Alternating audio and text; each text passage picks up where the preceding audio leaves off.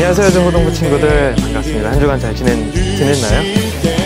벌써 이제 다음 주면은 크리스마스 행사인데 기다려지는 것 같습니다. 저희 중고등부에서 또 우리 성탄을 맞이하여 9시 반 예배와 11시 10분 예배를 합쳐가지고 조금은 긴 시간 동안 충분하게 여러분들과 많은 활동들을 하려고 준비를 하고 있습니다. 여러 가지 또 맛있는 간식들도 준비하고 있고 또 여러 가지 재미있는 활동들도 더 계획하고 있으니까 더 기대하는 마음으로 12월 24일 주일에는 현장에 와서 우리 함께 예배 드릴 수 있었으면 좋겠습니다. 시리즈 세 번째 시간입니다.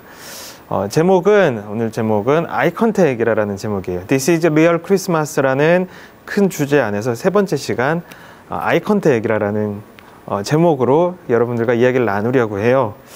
먼저 시작하기 앞서서 영화 한 장면을 보여드리려고 해요. 이 영화는 여러분들이 아실지 모를지 잘 모르겠어요. 좀 오래된 영화기는 해요. 전도사님이 굉장히 어렸을 때 봤던 영화인데 굉장히 감동적이고 의미가 있는 참 좋은 영화라서 나중에라도 꼭 한번 찾아서 한번 전체를 봤으면 좋겠습니다. 제목은 Good Will Hunting이라는 제목의 영화예요. 맷 데이먼 그다음에 로빈 윌리엄스라는 참 연기도 잘하고 참 뛰어난 배우들이 나와서 열연을 했던 영화인데요. 미국 최고의 대학 MIT를 배경으로 하고 있는 영화입니다.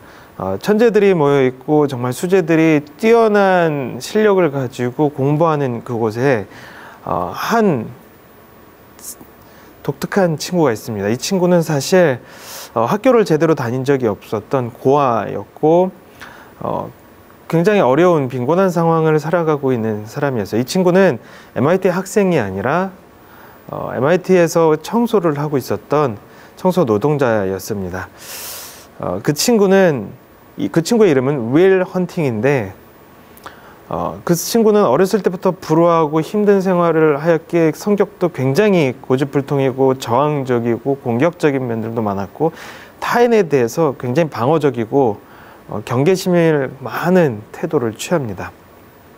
그리고 사고도 굉장히 많이 치고 경찰에 붙잡혀서 또 여러 가지 문제의 말썽들에 휘말리기도 하는 친구예요. 근데 그 친구가 독특한 면이 있었는데 뭐냐면 그야말로 천재였습니다.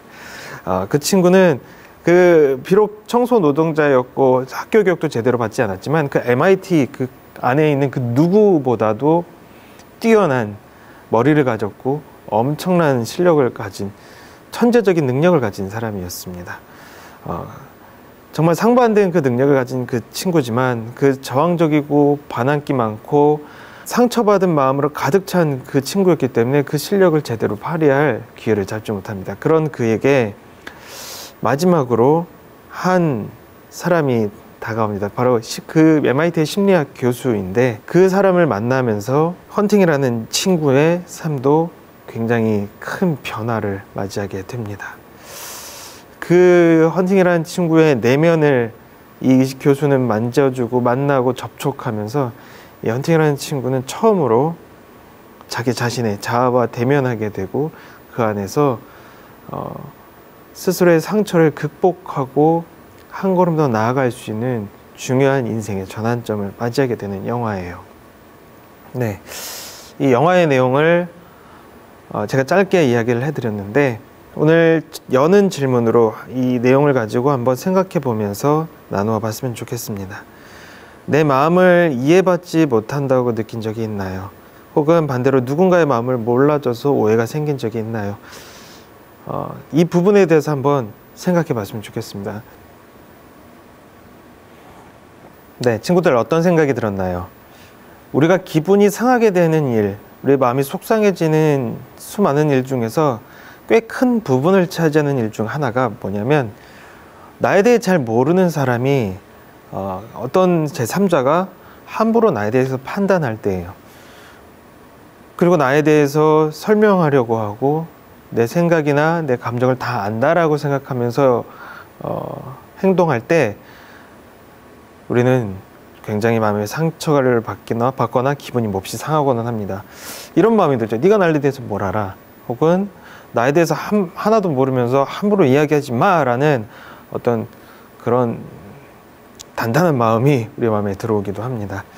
오늘 앞서 소개했던 굿윌 헌팅이라는 영화에서처럼 그 주인공에 대한 어떤 몇 가지 사실들, 정보들, 고아이고 학교를 제대로 다니지 못하고 경찰서에 가서 사고를 쳤고 그 여러 가지 문제를 많이 일으키는 학생 문제야 라고 하는 그 몇 가지 정보들, 그런 시선들, 낙인들만 가지고 그 친구에 대해서 너는 이런 사람이야, 너는 아무것도 못해, 너는 가능성이 없어, 너는 엉망진창이야 라고 결론을 내어버린다라면, 누군가가 그렇게 규정을 해버린다면 그 사람의 마음의 문은 완전히 잠겨버립니다. 더 이상 대화나 소통이나 개선의 여지가 생기지가 않아요. 왜냐하면 나를 이해받지 못한다고 생각하고 나를 알아주지 못한 사람한테 더 이상 어떠한 노력도 하지 않을 것이고, 또 그렇게 결정져 버린 사람에게 있어서는 그 이상으로 그 사람을 더 이상 알아갈 노력이나 그 사람에 대해서 우리가 공감할 수 있는 어떠한 부분들도 다 사라지기 때문이에요. 하지만 반대로 우리가 굉장히 큰 공감이나 위로를 경험할 때가 있어요.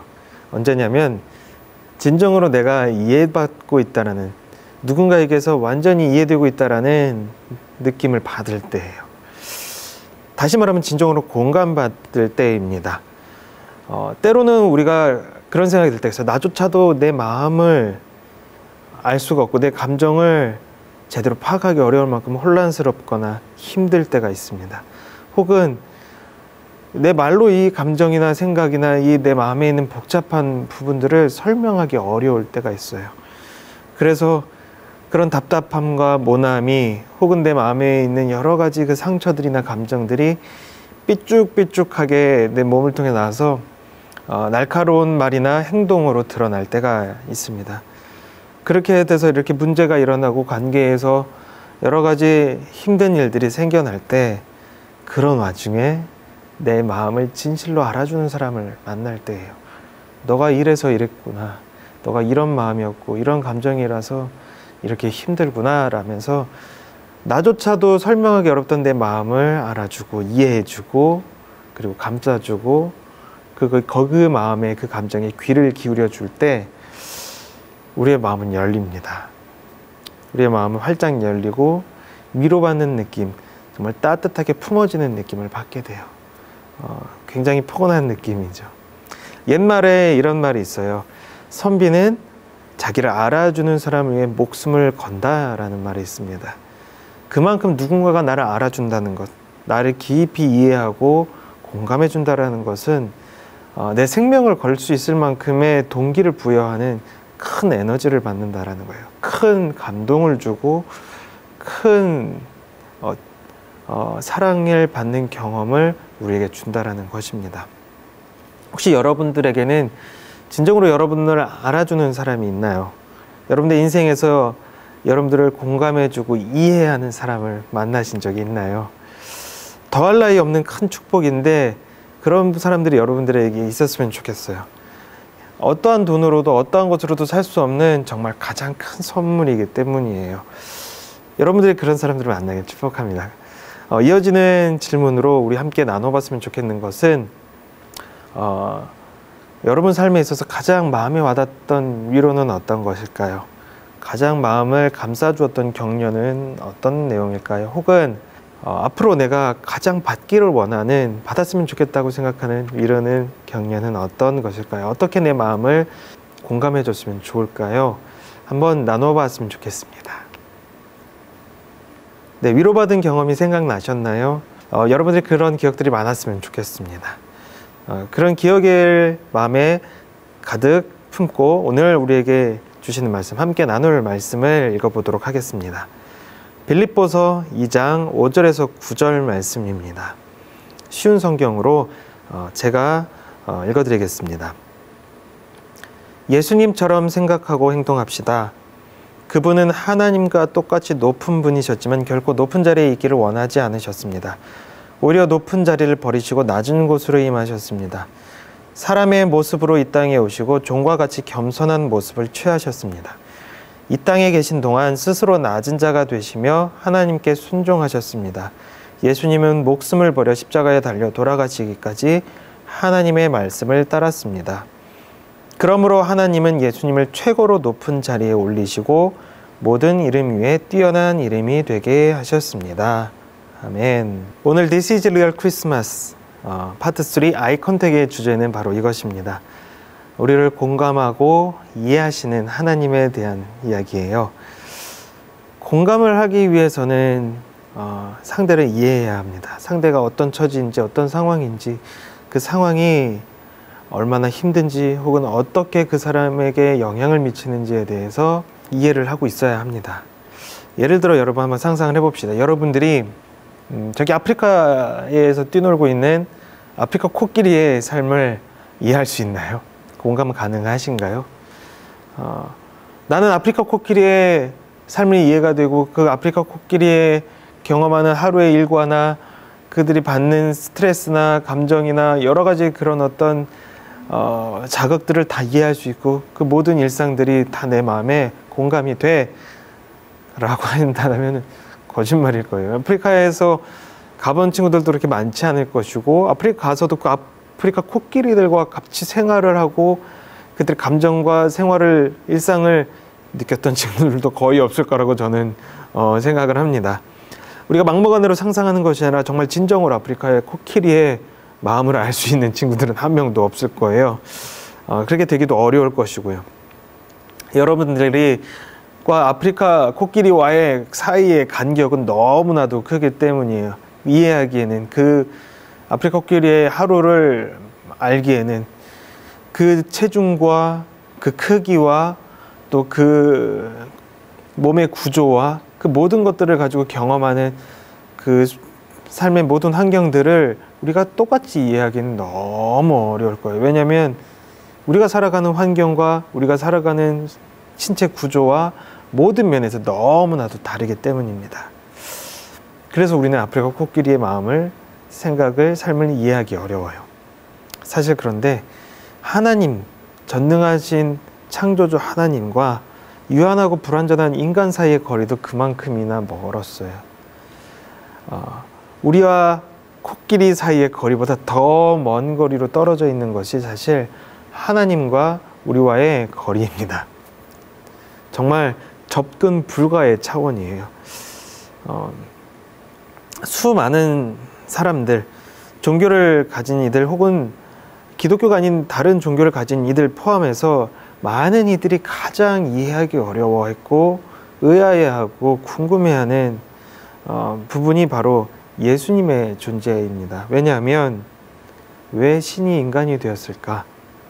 왜 완전하고 어떤 흠도 없고 전능한 신이 불완전하고 유한하고 수많은 감정들과 자극들과 본능들에 흔들리는 인간이 되었을까? 그래서 인간과 같이 욕구를 느끼고 감정을 경험하고 고통을 경험하고 배고픔과 갈증을 느끼는 피로와 상처와 아픔을 느끼는 인간이 되었을까?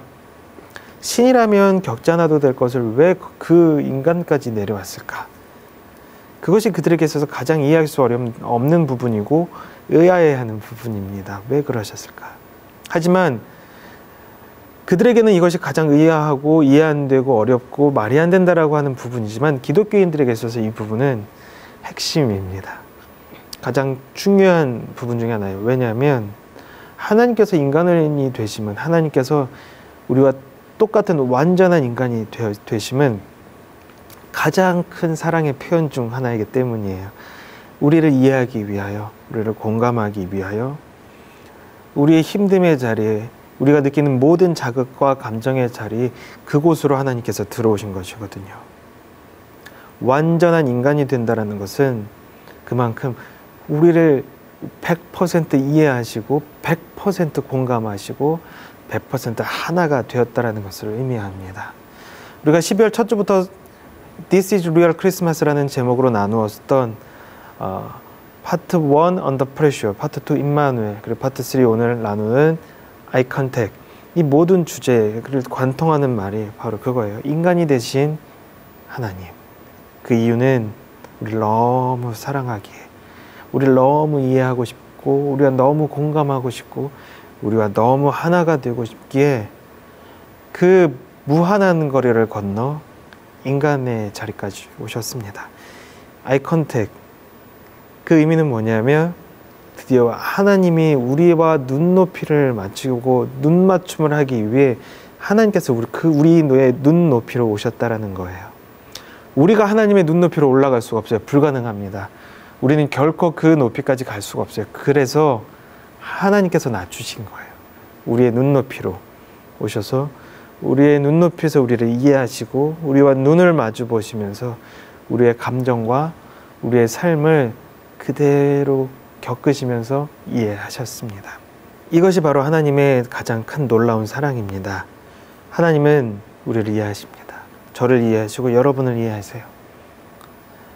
나만 겪고 있다라고, 나만 힘들다고, 내 마음은 누구도 이해 못한다고, 아니 나조차도 내 마음을 이해하기 어려워, 표현하기 어려워하고 있는 그 마음조차도 하나님께서는 아십니다.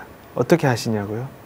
인간이 되어보셨기에 가장 낮은 곳, 인간 중에서도 가장 낮은 곳으로 오셔서 그곳에서 모든 상처와 피로와 서러움과 외로움, 고통, 배고픔과 추위와 갈증을 함께 경험하셨기에, 그 비천함을 함께 경험하셨기에, 그 눈물과 서러움과 억울함을 함께 경험하셨기에, 우리보다 더 깊이 경험하셨기에 우리가 겪는 모든 아픔들에 대해서 함께 눈물을 흘리시고 공감하시고 이해하실 수 있는 분이 바로 하나님이세요.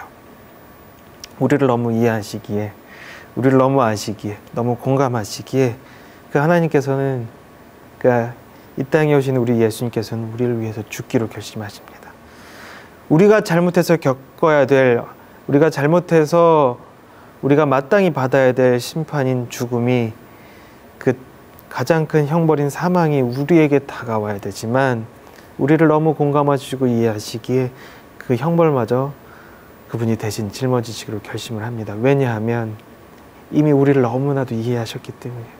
이해로만 끝난 것이 아니라 깊이 사랑하셨기 때문입니다. 우리의 눈높이에서 너무나도 우리를 깊이 아셨기에 그 대가조차도, 그 죄의 대가조차도 자신이 가져가기로 결심을 하십니다.